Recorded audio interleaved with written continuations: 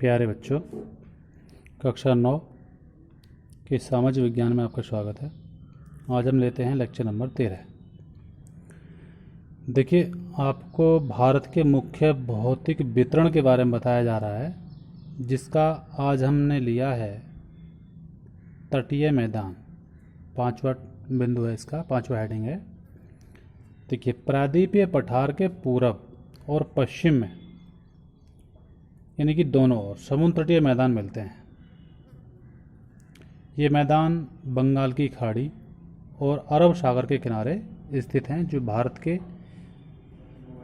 पूरब की साइड में बंगाल की खाड़ी है और पश्चिम में अरब सागर है। इन दोनों के तटवर्ती जो क्षेत्र हैं, जो किनारे हैं, वहाँ इन मैदानों का विस्तार फैला हुआ है।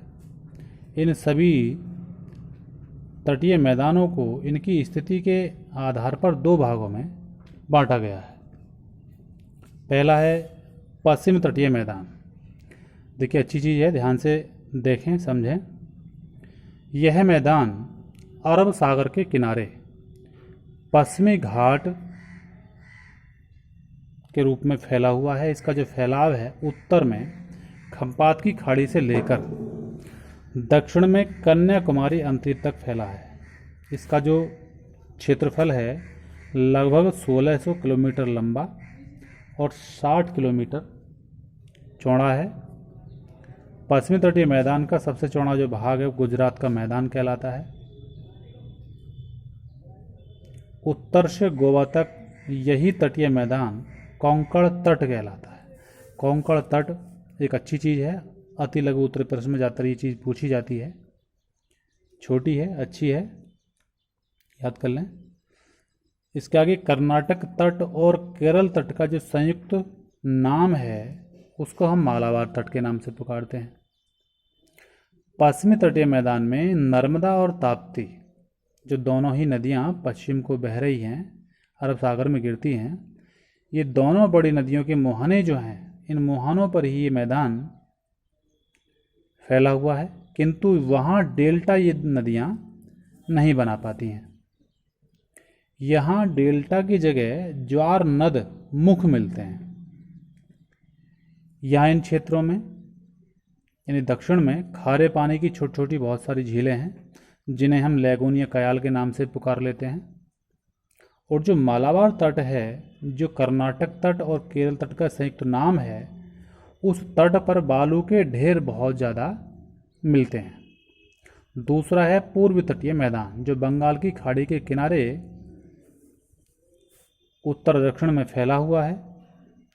यह पूर्वी घाट और बंगाल की खाड़ी के किनारे बीच में स्थित है। इसका फैलाव उत्तर में महानदी घाटी से लेकर दक्षिण में कन्याकुमारी तक लगभग 1500 किलोमीटर में फैला है।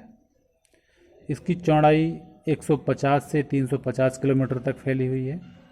विशेष रूप से महानदी, गोदावरी, कृष्णा और कावेरी, इन नदियों ने इस बंगाल की खाड़ी में अपने मुहाने पर डेल्टाओं का निर्माण किया है।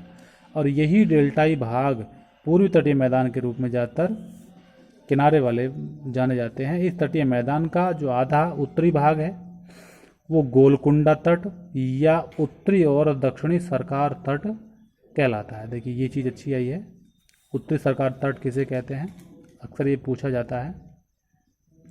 और आधा जो भाग है, वो नेल्लोर से जो कन्याकुमारी तक फैला हुआ है, उसको कोरोमंडल तट कहते हैं।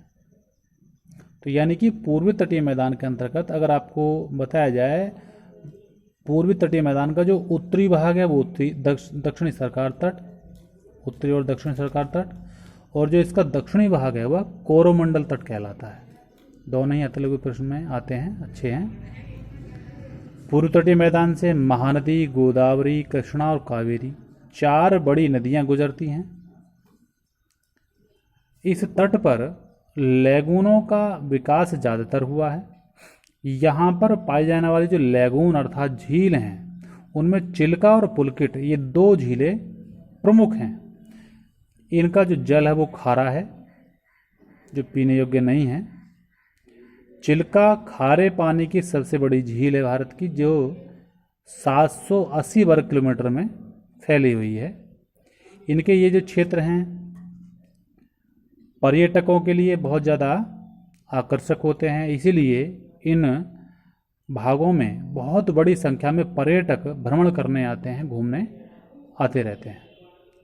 तो इस तरह से ये जो आपका तटीय मैदान है ये पूरा हुआ, इसको दो भागों में बांटा गया है, पश्चिमी तटीय मैदान और पूर्वी तटीय मैदान। इसके आगे एक छठा जो बिंदु है वो कल लिया जाएगा, जिसे कहते हैं द्वीप समूह। धन्यवाद।